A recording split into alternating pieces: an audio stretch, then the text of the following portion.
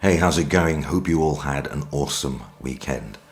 So, some pretty interesting stuff has transpired regarding the lack of any Xbox exclusive Marvel games. Many gamers had accused Sony of gatekeeping the Spider-Man IP, preventing gamers obviously on Xbox from playing the game on that platform. Well, turns out that was not the case. Apparently, it's Microsoft's fault there is no Spider-Man game on Xbox One and Xbox Series consoles because, well, Xbox declined a Marvel deal back in 2014, preferring to focus on developing its own first-party games. Forza, Gears, Halo, Recore, anybody? Credit goes to Reset Era user Nightingale. Here's the full story. So an interesting segment on the Marvel games' early history and how they reached out to both Microsoft and Sony to explore potential first-party deals, how they had to negotiate with Activision to terminate the Spider-Man deal earlier than the deadline, and some extra details on Sony, Insomniac, and the Marvel relationship and how it happened. Now, there are even quotes within a book that has recently been published from Marvel's Jay Ong and Insomniac Games' Ted Price concerning this matter. So Jay Ong was hired as Marvel's Vice President of Games back in May 2014, and Ong's first challenge was to discover why Marvel's box office success hadn't translated to games. Here's a quote. On the Marvel side, there had been games that were beloved well before I got there. Marvel vs. Capcom had its fan base. Ultimate Alliance had its fan base. They both were high quality games that were made for the fans. What we needed was a publishing partner who hadn't adopted the crappy licensed games mentality. We needed a company with an eye for long-term investments, one with a vested interest that would benefit from building a franchise.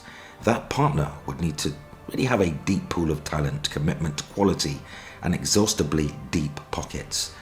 There were 3 companies that fit that description. One of them, Nintendo, mostly developed games based on its own intellectual properties. Being from console first party in my past, I pinged both sides, that's both Xbox and PlayStation, and said, we don't have any big console deals with anyone right now. What would you like to do with us? Microsoft's strategy at the time was to focus on their own IP. Microsoft passed on the deal or offer. So Jay Ong sat down with 2 execs from PlayStation third party, Adam Boyes and John Drake, in August 2014 in a conference room in Burbank. I said, we have a dream that this is possible, that we could beat Arkham and have one game at least and maybe multiple titles that could drive adoption of your platform. So Boyes, Drake, Connie Booth, Vice President of Product Development over at Sony Interactive Entertainment, and Scott Rhodes, Senior Vice President of Product Development, Sony Interactive Entertainment, offered to make a AAA PlayStation exclusive Spider-Man game. With the exception of 2003, Activision had released at least one Spider-Man game per year from the year 2000 to 2008, sometimes more. Having controlled the license for nearly a decade, Activision was so immersed in how well Spider-Man games were currently selling that they could no longer imagine how well a Spider-Man game could sell.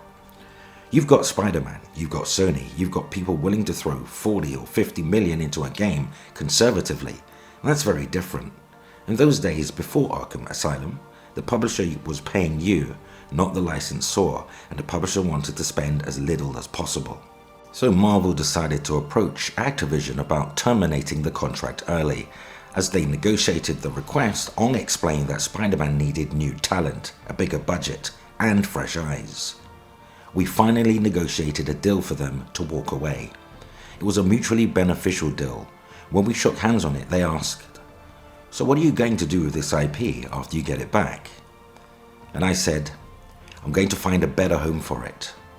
Activision replied, good luck finding your unicorn. Sony turned the project over to Insomniac Games, an independent studio at the time, but one of Sony's most important partners. Insomniac had a long list of hits that were published under the Sony label: Spyro the Dragon, Ratchet & Clank, Resistance games, and more recently, Sunset Overdrive on Xbox. Insomniac was an obvious choice for the project. As a studio, Insomniac had an impeccable record as both a designer of hit games and reliable partner for Sony. Another plus was one of the studio's most recent games, Sunset Overdrive, incorporated a fast-paced, highly acrobatic style of combat that was equal parts parkour, Tony Hawk's Pro Skater, and Call of Duty, a very Spider-Man style of fighting that involved swinging and grinding over cities while facing multiple enemies. Insomniac's ability to create games based on already existing intellectual property may have caused some concern. Historically, the studio created IP rather than building off of other companies. But we really heard of an opportunity thanks to Connie, Sony Interactive Entertainment Vice President of Product Development Connie Booth over at Sony, and it was a real surprise, a total surprise for me, because up until that point we had been working on our own IP and hadn't really contemplated working on existing franchises. That was Ted Price there, the founder and CEO of Insomniac Games. So Sony's participation in this project will be anything but passive, including marketing. The budget for franchise building games like Marvel's Spider-Man routinely exceeded $100 million US. And with so much money and prestige on the line, Sony Interactive Entertainment assigned senior director Grady Hunt and PS4 designer Mark Cerny to consult on the project. Both men had worked at Sony as consultants with Insomniac on early projects as well. Now, the three-way collaboration between Insomniac, Marvel and Sony was a success. Having partnered with Insomniac many times throughout the PlayStation and PS2 eras, Sony executives had confidence in the studio's technical and game design savvy. For their part, studio founder Ted Price and his fellow Insomniacs understood how to work with Sony as well. Having worked in different industries serving as mostly to a similar audience, Price's Insomniac and natural affinity with their Marvel counterparts as well. Very early on, we knew that there was a great chemistry between us and our compatriots at Marvel. A lot of that came from being able to learn more about the Marvel Universe from those who were really experts in it. Guys like Bill Roseman, Executive Creator Director at Marvel Games. At the same time, the Marvel team were fantastic in trusting us to come up with a new story, come up with a new take on Peter Parker, and to explore the mechanics of what Spider-Man could be in a modern game.